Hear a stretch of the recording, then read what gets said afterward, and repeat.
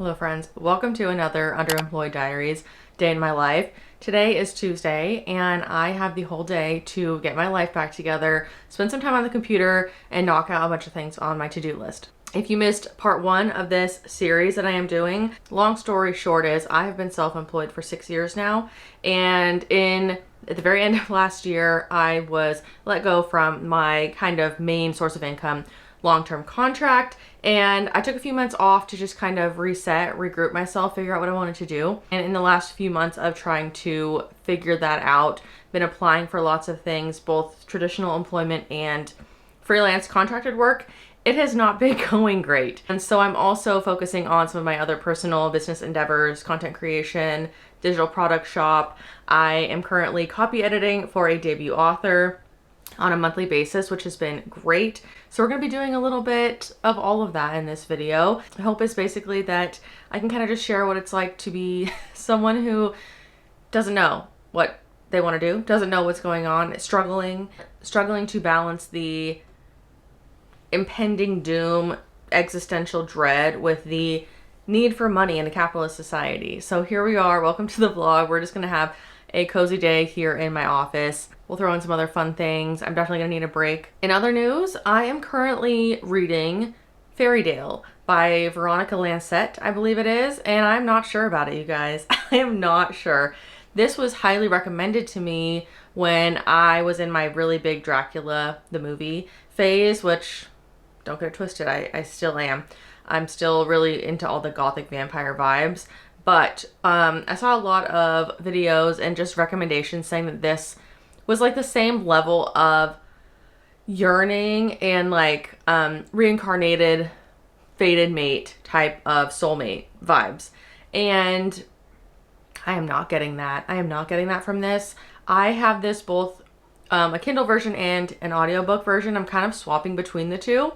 I would love to just be reading this physically, but with everything going on, it's just not feasible. It's also like an 800-page book. The author in the foreword said it was a 1,000-page book, but my Kindle edition said it's about 775, which is entirely too long for the way that this is going. I also find that the audiobook is poorly narrated. There's like, you know when you're listening to something, an audiobook, and it has a dual narration, which generally I would like a lot. I like when there's a male and female narrator, but the sound and volume level of the two narrators does not match up. The mixing was not done well. I feel like the deep timbre of the male voice is also a little over the top for me, which is a crazy thing to say. Crazy thing to say, I know, but that's just how I'm feeling about it. So, the hot July summer day here in California, and I'm spending it inside my house trying to work. So, please subscribe if you're into books, digital planning, cozy homebody things. I would love to have you, and let's get the day started.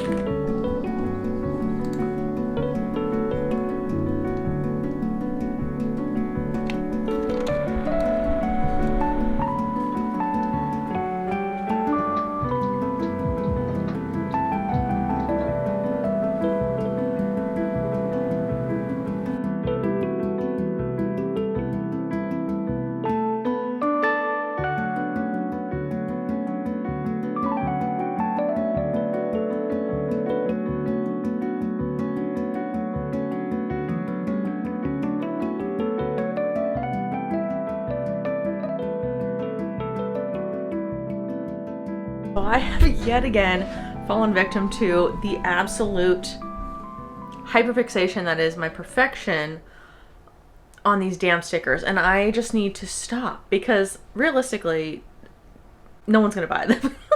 I have been working on these damn stickers for so many hours, and it's just like I need to stop. I need to stop. We need to focus on more productive, more potentially impactful things. I think finished everything I need to do to get this sticker pack up. Oh, let's add it to my list because let's do some more Pinterest pins. I did put up some pins for stuff for my Etsy, and they are getting pretty good traction. haven't gotten any sales from them yet, but I just did like a few photos for my Kindle inserts and they have been performing well compared to my other pins. I also need to prioritize getting a blog post up today. Another thing that I want to be better about being consistent with, because my blog for me is serving as kind of like a portfolio where I can show people like what kind of blog posts I could do, and just as a writer it's something that I need to kind of like keep up with. It kind of serves like dual purposes. I can like push traffic there from my Pinterest, but also use these as kind of like portfolio pieces. I really struggle with like content planning. There's like a real mental block there where I'm like, I know there's like a million things I could do. There's like a million blog posts I could write and like a million different ways to do like SEO research and stuff, but it's so overwhelming to me. I've been doing some other things, but mostly this, to be quite honest. I think I might make another coffee. I might have a Dr. P. What I realistically also realize that I'm an adult and I am the, you know, homemaker of the home, which means I have to figure out what's for dinner tonight. It's a never ending. I cooked a lot over the weekend. I had my family over, so I had like leftovers from that, and then I cooked a big meal on Sunday night for us. So last night we just had leftovers, so I didn't have to worry about anything. I am still so tired today. I don't know what's going on, but we're about to go let this dog out and get some sun on our face and check the garden. So we're gonna take a little field trip here, get some fresh air, and then like I said, I'm gonna make another coffee or crack open a soda. We'll see.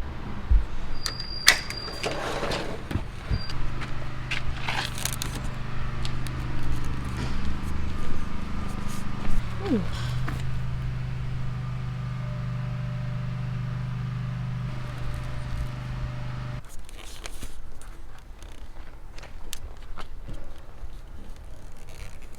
It is hot out there. We're in a heat wave in California. I meant to do this morning, but I got distracted, I guess. As you can see, I had quite a few things to grab. Ooh. I need to start harvesting my chamomile leaves because they're starting to look not so good out there. There's too many. I need to be plucking them. This guy went too long, but I have a lot of, oh, let's let the dog in. Come on, dude. Come on. Hey. It's hot. He would play out there all day long, but it's a little warm. So every night I'm like, what do I want for dinner? What do I need? What am I gonna make for dinner? I'm like, really, I should be eating zucchini because I have a lot. But I'm outgrowing this at the moment, but this is where I'm, oh my gosh, keeping my, I think I have 4 zucchini and 2 squash in there, so I need to do something with those. See, you needed to come in, you're panting. Actually, I'd put some vegetables on this plate, but I'm not going to. This has cucumber in it. This is leftovers.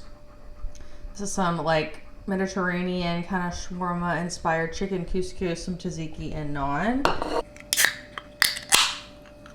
My sister recently went to Charlotte, North Carolina and brought me back this pint glass. And we're gonna take this into my office and keep getting at it. So I am doing an Etsy listing right now. I'm gonna save a few, I have a few in my drafts, but I need to switch gears because it's 2 o'clock. And very exciting, I am going to move on to starting my copy edits. I will leave the Instagram of the author, Ada, who I have been working with for the past few months. I absolutely adore her. She sends out chapters of her current contemporary romance to her email list every month, and I have been copy editing and proofreading them for her, and I'm absolutely obsessed with it. It is, I just can't believe that I get to do this, and I really need to focus on putting feelers out there, and it's just so nerve-wracking. I need to be like promoting myself on Threads and like all that kind of stuff, but that's like where I feel like a lot of that kind of author, editor, like combos are happening. I'm gonna actually move because it's super hot in my office at this point. It's official. I picked this up on Pango, actually. It's like brand new, in amazing condition, hardcover of the, if you are an editor or interested in writing or anything like that, and you're a nerd, the Chicago Manual of Style is the basically blueprint for fiction editing and grammar and like style of how, it's basically the style bible of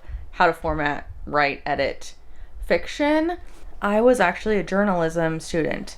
And so I learned AP style. Chicago Manual style says, yes, use an Oxford comma.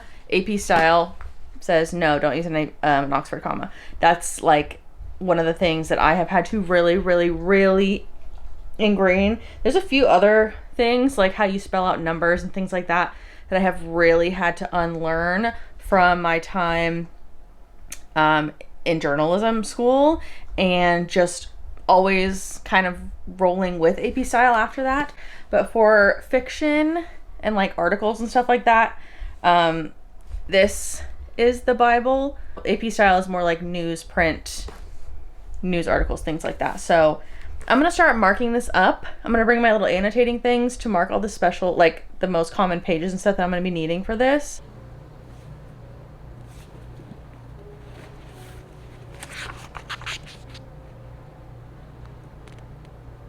So I did get quite distracted. The hubby got home from work and I am on page 18 of 32.